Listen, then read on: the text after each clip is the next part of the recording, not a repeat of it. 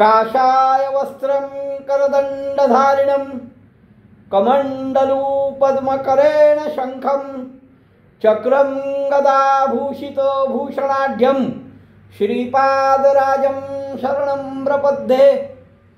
नमो जन्मभूमी जिथे जन्म झाला, नमो आर्यभूमी जिथे वाढियेला, नमो कर्मभूमी जिथे गुप्त झाला।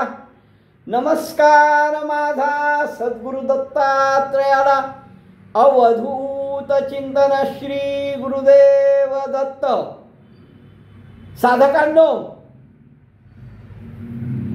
काल आपण बघितलं सद्गुरु नृसिंह सरस्वती 4 महिने औदुंबरला राहून करवीर क्षेत्राहून फिरत फिरत नरसोबाच्या वाडीला आले, जी त्यांची आपण राजधानी म्हणून संबोधतो। त्या वाडीचं काल आपण महत्त्व बघितलं। त्याच्या जवळ असलेल्या अमरापूर गावामध्ये सद्गुरु भिक्षेला जात होते। त्यात एका ब्राह्मणाच्या घरी गेले। तो दरिद्री ब्राह्मण होता, आचार संपन्न होता, त्याची पत्नी पतिव्रता होती आणि त्यांच्याकडे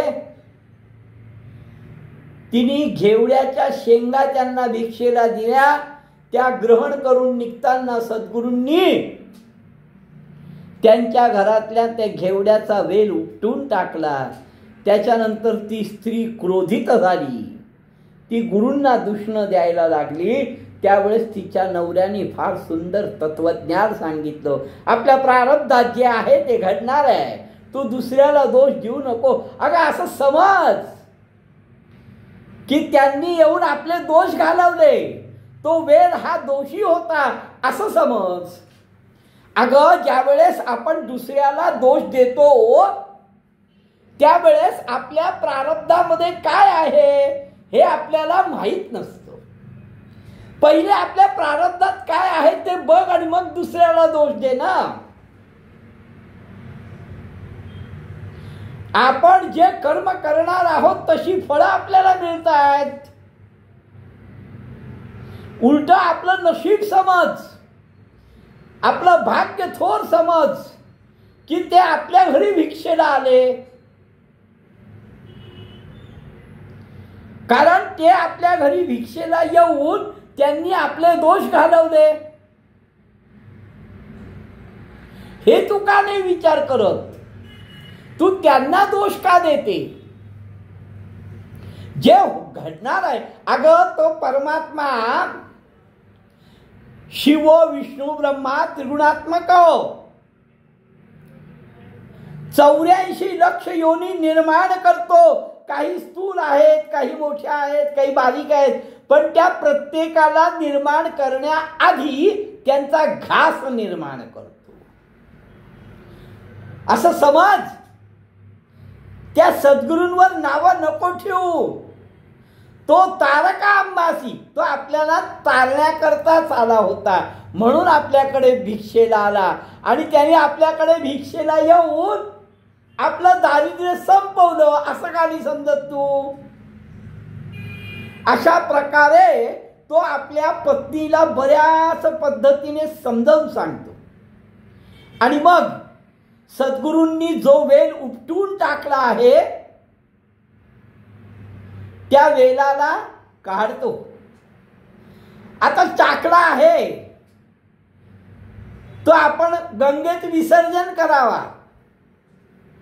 म्हणून गंगेत विसर्जन करतो आणि कुदळ घेऊन आजूबाजूला त्या वेलाची जी मुळं होती, कारण तो वेल त्या संपूर्ण अंगणामध्ये पसरलेला होता, मग आता हा वेल तोडलाच आहे, मग जरा तो साफ करून घ्यावा असं म्हणून त्याच्या दारामध्ये जे काय वेलाचे काड्या बिड्या किंवा वेलाची काही मुळं जी जमिनीत रुतली होती ती तो काढायला गेला आणि म्हणून खणायला गेला। काढिता वेल मुळासी, त्या वेलाचं मूळ काढायला गेला आणि आश्चर्य, जसं त्यांनी त्या वेलाचं मूळ उपटून काढलं तर त्याला धनाचा हंडा मिळाला. धनाचा हंडा मिळाला, त्याला आनंद झाला. आपल्या घरामध्ये गेला, म्हणती बघा काय नवल झाले. आपल्या बायकोला सांगतो बघ बघ काय नवल झालं. ते यतीश्वर ज्यांना तू नावं ठेवत होती ते यतीश्वर प्रसन्न झाले. म्हणून आपल्या वेलाला त्यांनी उपटलं. आपल्यावर ते प्रसन्न झाले म्हणून त्यांनी वेलाला उपटलं आणि आपल्याला हा धनाचा हंडा मिळाला. अगं आपण त्यांनी जर तो वेल उपटला नसता तर आपण हा वेल उपटला असता का? हे खणलं असतं का? नाही. बरोबर आहे. जर समजा सद्गुरूंनी तो वेल उपटला नसता तर यांनी खणलंही नसतं. सद्गुरूंनी वेल उपटला म्हणून ते साफसफाई करण्याकरता यांनी खणलं आणि मग याला धनाचा हंडा मिळाला. म्हणती नवल वर्तले यतीश्वर आम्हा प्रसन्न झाले. म्हणून हा वेल छेदिला. आपल्याला यतीश्वर प्रसन्न झाले म्हणून त्यांनी हा वेल तोडला आणि आपल्याला हा धनाचा हंडा मिळाला. अगं हा यतीश्वर म्हणजे पुरुष माणूस नाहीये ग. नर नव्हे हा यतीश्वर, हा आहे ईश्वर अवतार. सद्गुरूंची ही कृपा झाली. कृपा झाल्यावर तो ब्राह्मण म्हणतोय अगं या यतीश्वराला मनुष्य म्हणून नको उपमा देऊस. तर हा साक्षात ईश्वराचा अवतार आहे. आपल्याला भेटलाय ते आपलं दैन्य हरण करण्याकरता भेटलाय. चल चल आता आपण दर्शनाला जाऊ, त्यांना हे देऊ, कारण त्यांच्यामुळे सापडलाय. पहिले आपण त्यांना सांगू, त्यांना देऊ, ते आपल्याकडे आले. तो साक्षात ईश्वरी अवतार आहे, त्यांच्या दर्शनाला आपण जाऊ.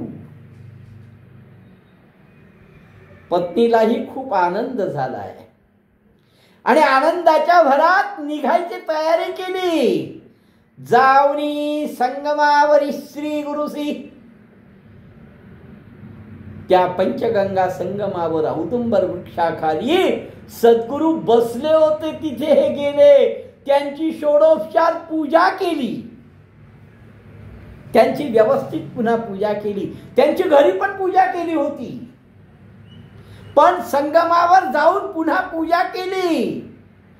हात जोडले आणि घडलेला सर्व वृत्तांत कथन केला. बाबा महाराज गुरुवर्य, आपण जाताना जो वेल उपटला ते सगळं साफ करण्याकरता त्याची मुळं कुठे कुठे कुठे कुठे आहेत हे काढण्याकरता त्याची मी मुळं उपटत असताना मला या धनाची प्राप्ती झाली आहे.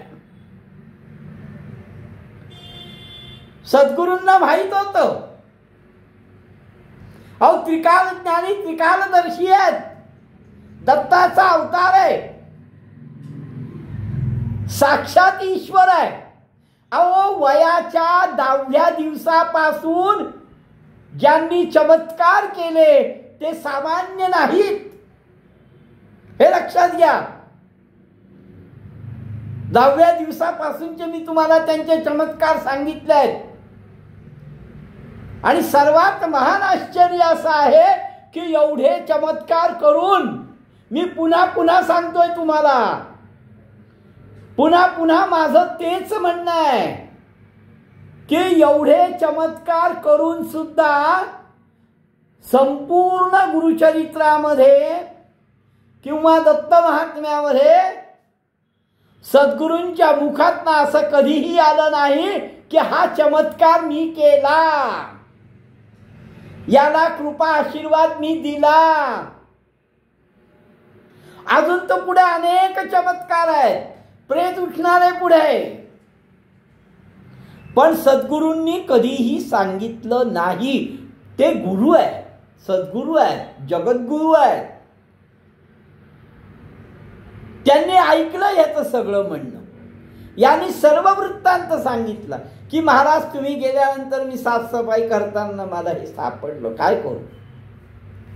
तेव्हा ते म्हणतात तुम्ही न सांगा कवणासी, तुम्ही कोणाला सांगू नका बरं हे असं काही घडलं. कारण सद्गुरूंना माहिती आहे लोभी माणसं त्यांच्या मागे जास्त लागतील, ज्यांची पात्रता नाही ती माणसं त्यांच्या मागे लागतील. तुम्ही जर सद्गुरू त्याला काय सांगतात, तुम्ही न सांगावे कवणासी, आम्हाकडे प्रगट केले बरं, म्हणजे मला सांगितलं हे बरं झालं. पण तुम्ही दुसऱ्यांकडे सांगितलं तर नसेल लक्ष्मी तुमच्या घरी. तुम्ही आता जगभर करायला लागलात ना तर तुमच्या घरी लक्ष्मी राहणार नाही बरं, आहे हे निघून जाईल. हे सरळ सांगतोय. तुम्ही त्यामुळे कोणालाही सांगू नका, कोणालाही बोलू नका. ऐसा परितयासी सांगे श्री गुरुपरियेसी. तुम्ही कोणाला सांगू नका, तुमच्यापाशीच ठेवा. तुमच्या घरी अखंड लक्ष्मी वास करील आणि पुत्र पौत्र यांनी तुम्ही शतायुषी व्हाल, आनंदाने नांदाल. असा तो वर त्या ब्राह्मणाला दिला. गुरुकृपा ऐसी जाणा, सिद्ध सांगतोय नामधारकर. याला म्हणतात गुरुकृपा. ही अशी असते गुरुकृपा. अहो दर्शन मात्र दैन्य हरे. त्यांच्या नुसत्या दर्शनाने सुद्धा दारिद्र्य जातं. पण ते दर्शन एकाग्रतेने करायला पाहिजे, निष्काम भावनेने करायला पाहिजे. जसं त्या ब्राह्मणाची आणि ब्राह्मणाच्या स्त्रीने सद्गुरूंची पूजा केली, त्यांना भिक्षा दिली, अशा पद्धतीने कर्म व्हायला पाहिजे, तर तुमचं दैन्य जातं. अहो ज्यांना गुरुकृपा होईल त्यांना दैन्य काय, दारिद्र्य काय, काहीच नाही. अरे त्यांना गुरुकृपा होणं म्हणजेच कल्पवृक्षाचा आश्रय मिळणं. मग ज्यांना कल्पवृक्षाचा आश्रय मिळाला आहे, जे कल्पवृक्षाच्या छायेमध्ये आहेत, त्यांना कसलं हो दैन्य. सिद्ध विचारतोय की अरे ज्यांच्यावर गुरुकृपा होते त्यांना दैन्य नाही, ते कल्पवृक्षाच्या छायेत आलेत. आणि जे कल्पवृक्षाच्या छायेमध्ये येतात त्यांना कसं काय दैन्य असेल. हे नामधारकाला सिद्ध सांगतोय. दैव उणे असेल जो नरू, याच्या दैवामध्ये दुःख आहे, दारिद्र्य आहे. असा जर कोणी मनुष्य असेल तर त्याने ताबडतोब गुरूंच्या आश्रयाला जावं, तरच गुरु त्यांना पैलपार उतरतील.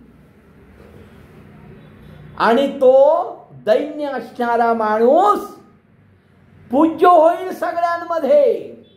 दैन्य उणे असे जो नर, त्याने आश्रयावा गुरु, तोच उतरेल पैल पारू.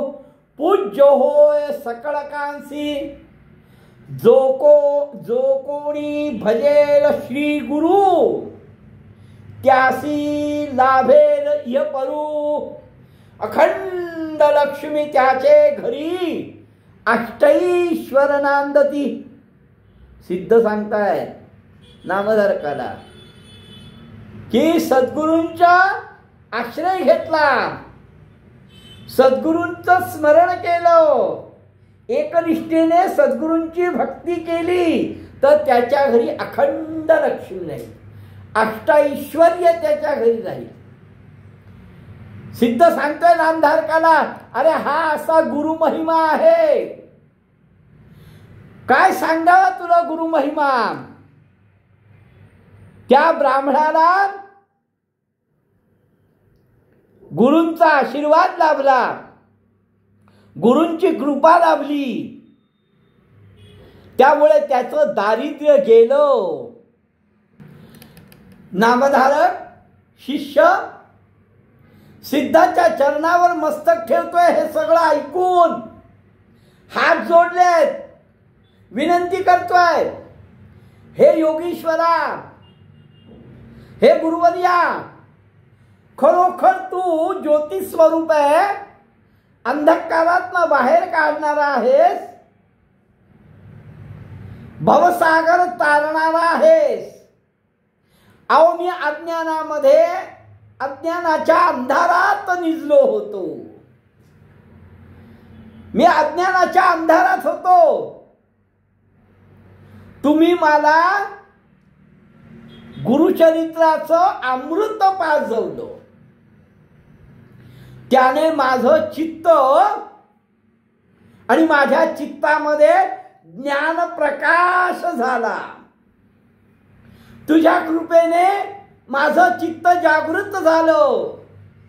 हे सिद्ध मुनी, अजून काय असेल ते सांगा मला. जो जो सिद्ध सांगतोय तो तो त्या नामधारकाची आशा वाढते, इच्छा वाढते, कुतूहल वाढतंय, उत्कंठा वाढते गुरुचरित्र ऐकण्याची. त्यामुळे पुढे काय घडलं हे कृपा करून सांगा. मी तुमच्या चरणाशी नतमस्तक झालोय. हे शिष्याचं वचन ऐकलं. सिद्ध म्हणतो, सांगतो. अरे गुरु महिमा हा अनुपम असा गुरु महिमा आहे रे. तुला सद्गुरूंच्या सगळ्या कथा सांगेन मी, सगळ्या कथा सांगेन. शांततेने ऐक. सद्गुरूंची औदुंबरावर खूप प्रेम होतं. शिष्योत्तम नामांकित सांगेन ऐकी गुरुची कथा. औदुंबरा तळी अतिप्रीती होते श्री गुरु. औदुंबरावर त्यांचं अतिप्रेम होतं, पण औदुंबराच्या वृक्षापाशी सद्गुरू होते. मग सिद्ध विचारतो की अनेक वृक्ष आहेत, अनेक वृक्ष आहेत, मग त्या सगळ्यांमध्ये हा पुण्यवृक्ष कसा काय? सद्गुरूंची ह्याच्यावरच प्रीती काय? ऐकोनी सिद्धाचे वचन नामधारक करी प्रश्न अनेक पुण्यवृक्ष त्यजून. अहो पुण्यवृक्ष अनेक आहेत, ते सगळे सोडून,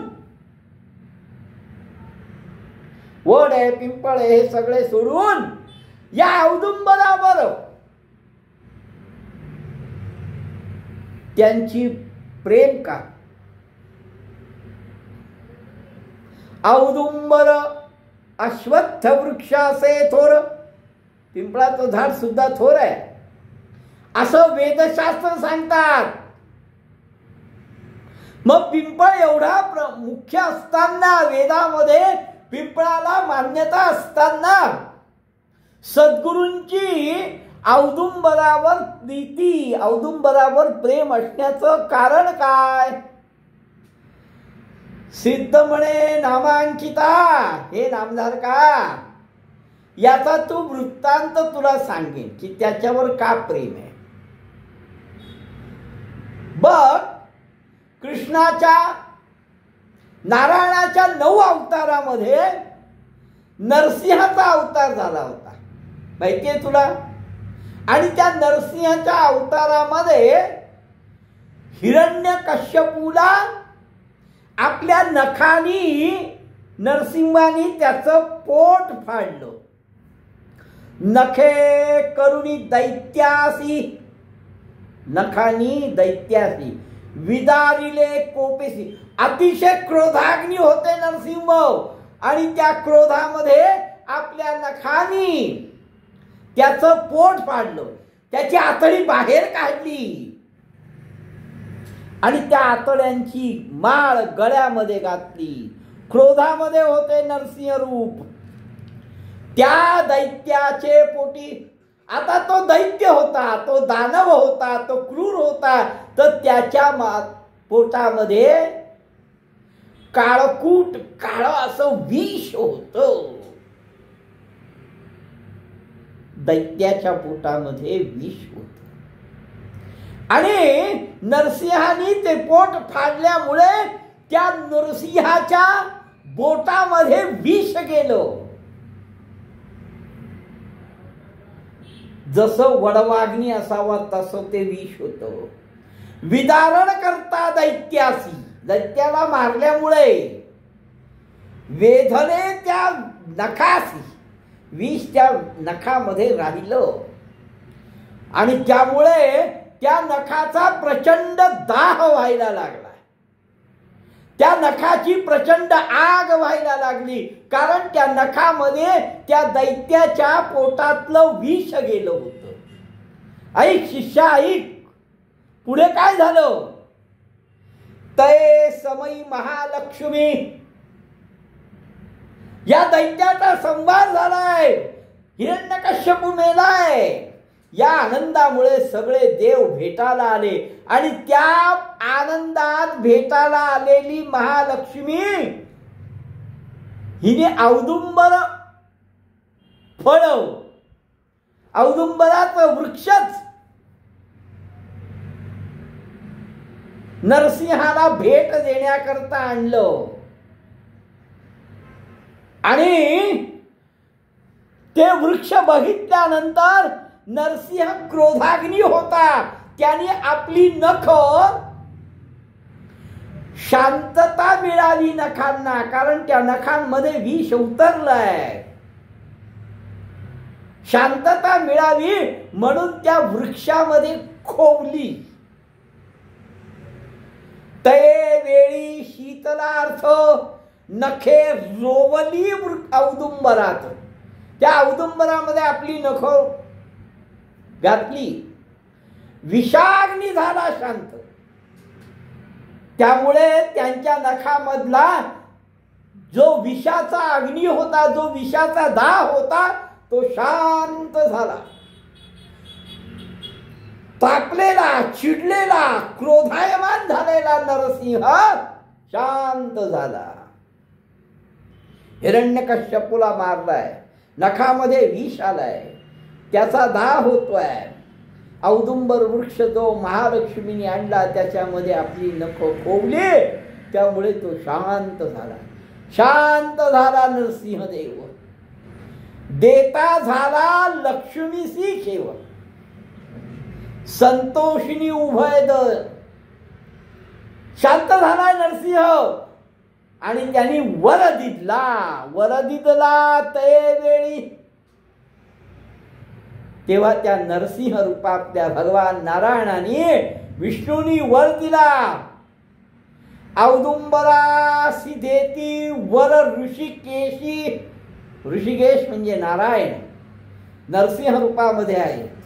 त्या वृक्षामध्ये आपले नख खोवल्यामुळे ते शांत झाले आणि त्याला वर दिला, तुला नेहमी फळं येतील. माझा दाह, माझ्या नखांचा दाह तू शांत केला आहेस. त्या औदुंबराला म्हणतात तुला नेहमी फळं येतील. तुझं नाव कल्पवृक्ष म्हणून पडेल, तुला कल्पवृक्ष म्हणतील. ऋषिकेशनी, नारायणाने, नरसिंहाने हा आशीर्वाद दिला. जे लोक तुला भक्तीने तुझी पूजा करतील त्यांच्या इच्छाही पूर्ण होतील. बरं, तुला बघितल्यानंतर, अरे तुझ्या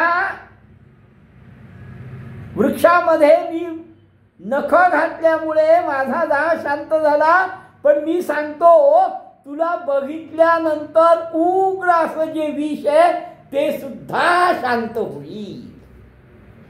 नारायणाने असा आशीर्वाद दिलाय औदुंबराला, तुला भरपूर फळं येतील, तुला कल्पवृक्ष म्हणतील, तुझ्या नुसत्या दर्शनाने उग्र विष सुद्धा शांत होईल, जे तुझी सेवा करतील त्यांच्या मनातल्या इच्छा पूर्ण होतील, त्यांना फलप्राप्ती होईल, तो नर पापा वेगळा होईल. सद्गुरु आशीर्वाद देतात त्याप्रमाणे आता नारायण त्या औदुंबर वृक्षाला आशीर्वाद देतोय. नरसिंह त्या औदुंबर वृक्षाला आशीर्वाद देतोय, त्याला कल्पवृक्ष म्हणून तर संबोधला आहेच. तुला कायम फळं येतील असं सांगितलंच आहे. पुढे जाऊन काय सांगतायत? वांझणारी जरी सेवा करी, एखादी वांझणारी, जिला संतती नाही, संतती होत नाही, अशा एखाद्या स्त्रीनी तुझी पूजा केली तर तिला पुत्रप्राप्ती होईल. बरं, ज्या लोकांना दुःख दारिद्र्य असेल त्यांनी जर तुझ्या पूजा केली तर त्यांचं दुःख आणि दारिद्र्य पळून जाईल, दुःख आणि दारिद्र्य नष्ट होईल. वांझ स्त्रीनी तुझी पूजा केली तर तिला अपत्य प्राप्ती होईल. काय काय आशीर्वाद दिलाय नरसिंहाने औदुंबराला. अरे तुझ्या छायेमध्ये, तुझ्या सावलीमध्ये जे जन, जी लोक तप अनुष्ठान करतील त्यांना भरपूर फळप्राप्ती आहे, त्यांना भरपूर ज्ञान प्राप्त होईल.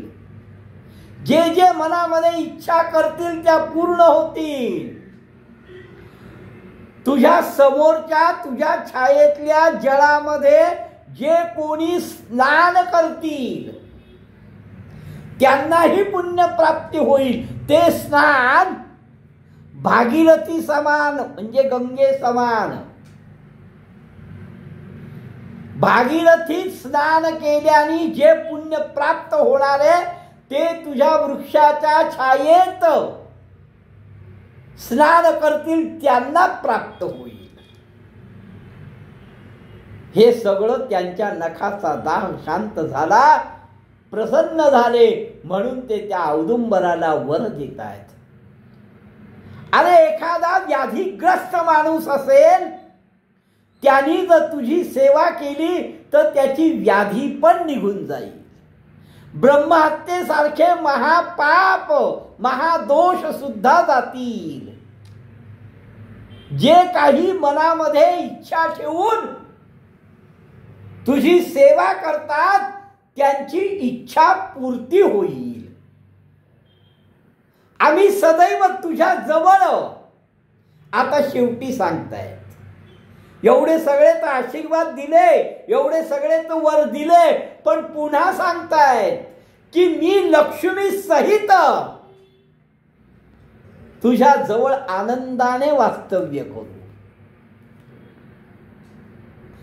सदा वसो तुझ पाशी, लक्ष्मी सहित शांतीसी, शांततेने लक्ष्मी बरोबर मी तिथे राहील. म्हणून वर देती, हर्ष आनंदाने वर दिलाय.